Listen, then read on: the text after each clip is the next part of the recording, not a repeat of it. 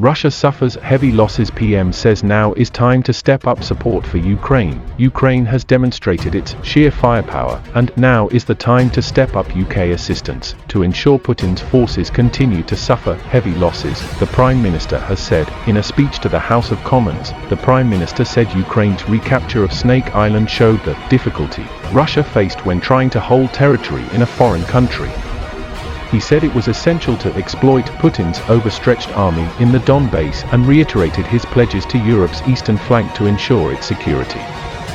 Mr. Johnson said, now is the time to step up our assistance to Ukraine as Putin's Donbass offensive slows and his overstretched army suffers heavy losses, and Ukraine's success in driving the Russians from Snake Island through sheer firepower shows how difficult it will be for the aggressor to hold the territory it has seized. We need to equip our friends now to seize the moment when Putin needs to pause and regroup, he said.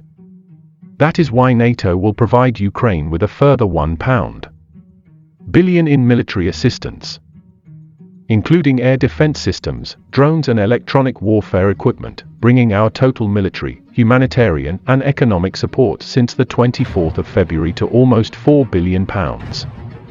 And to ensure the security of our allies on the eastern flank, NATO agreed in Madrid to increase its high readiness forces, and we in the UK will provide even more UK forces to the alliance, including almost our entire Circus fleet.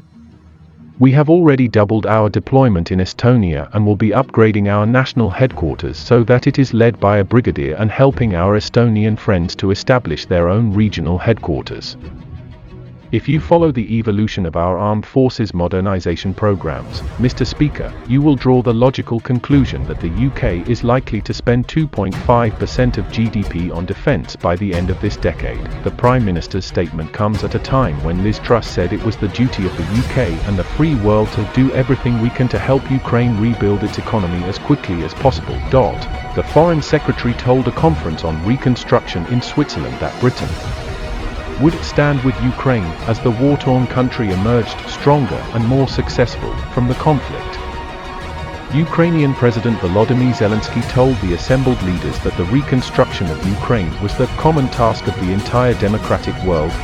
Ms. Truss said the UK would support the reconstruction of the capital Kiev and the surrounding region at Mr. Zelensky's request. However, reconstruction efforts are complicated by Russian President Vladimir Putin's ability to fire missiles at the capital as his forces creep forward in the east. Ms. Truss stressed the need to help Ukraine rebuild its economy as quickly as possible, as she set out her vision of immediate support and long-term commitments to work with Ukrainians. She said, Ukraine's recovery from Russia's war of aggression will be a symbol of the power of freedom and democracy over autocracy.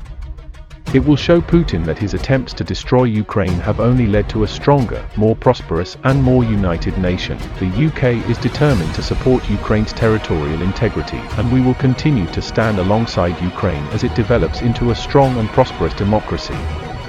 We led the way in supporting Ukraine during the war and will continue to lead the way in supporting the Ukrainian government's reconstruction and development plan.